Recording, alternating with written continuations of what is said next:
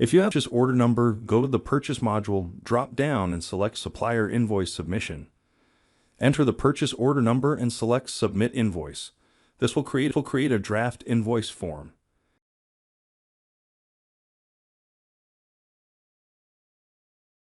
If you do not have the purchase order number, go to the Purchase module, drop down and select Search Purchase Requisition. The system allows for a variety of ways to search for the purchase order. Note that the more information that is added, the more specific the search becomes. If you are looking for a purchase order for project GEW 2004 and add that Mary entered it, it will only show results for GEW 2004 that Mary entered. For this search, the results will show all purchase orders for the project we entered. Note the purchase order must be available for an invoice to be submitted against it. Once you have found the purchase order you need, go to Purchase Order History and Actions, select View Summary, and go to the Invoice tab. This tab will show all previously submitted invoices, as well as any unsubmitted draft invoices.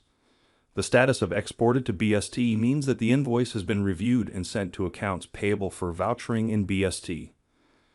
If an invoice has been paid, the remittance number can be selected to show additional details, such as when payment was made and the amount that was paid. To submit an invoice, select the Submit Invoice button. This will create a draft invoice form.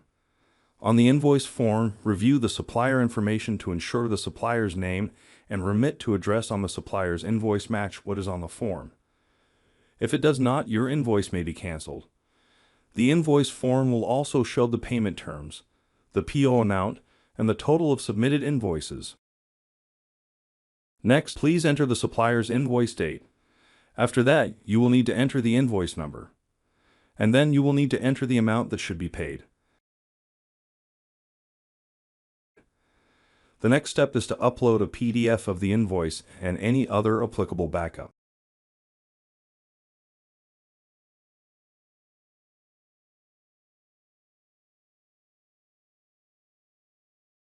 If this is it, enter the amount as a positive number and select Yes to Is this a credit memo? When the invoice form is saved, the system will convert the numbers to negative amounts. Select the blue amount to apply to invoice button. The balance of the line amount will show in the right corner. The calculated balance considers any previously submitted invoices and only shows the amount still available. The system will allow for some overage. However, overages are only allowed on an invoice form where the PO was created with only one line, as shown in this example. Add the amount to be charged, and if there is freight on the invoice, it should be added to the invoice line amount.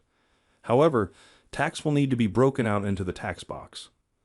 The phase and task will default to what is on the purchase order. However, these can be changed if needed. To make it easier to manage the PO, it is advised to create a one-line PO and then split the cost between phases at the invoice level by adding multiple lines with different phases task combinations.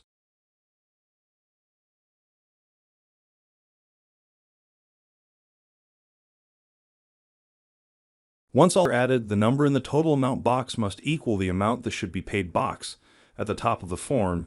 If it does not, the system will show a red box indicating an error. Once corrected, the error will no longer show. For notes to accounts payable, there is an option to add a special request to the invoice form. Selecting Yes to the AP special request will show the options such as expedite payment, splitting an invoice between two purchase orders, and sending the check FedEx. For more information on AP Special Request, please contact sp.support@geosyntech.com. The verified by will default to the approver that was selected on the PO. However, since invoice verification is not the same as signature authority, the verified by should be sown with knowledge that the goods or services have been received and that the invoice is correct. This may not be the original approver. If the verified by is changed, it is important to note that if the person submitting the invoice is selected as the verified by, the invoice will be sent directly to AP review upon submission. Once the form is completed, select Save. If there are no errors, the Submit button will become available. If the verified by is someone other than the submitter, they will receive an email to approve invoice submission. The email will note that their approval is required, and the email body will give information regarding the invoice. The approver is able to approve or deny directly from the email. Once approvals are completed, the invoice will go to SP review. Your submitted invoices and their status can be seen by going to your invoice queue on the homepage. If you need to complete a draft invoice or view a submitted invoice, select the invoice ID to go to the invoice form. Note, only draft invoices can have changes made on them. If you need to change an invoice that is pending approval, the approver will need to reject the invoice and it will be returned as a draft to your invoice queue. Once an invoice is reviewed and submitted to BST by the SP admin, it will no longer be visible in your invoice queue.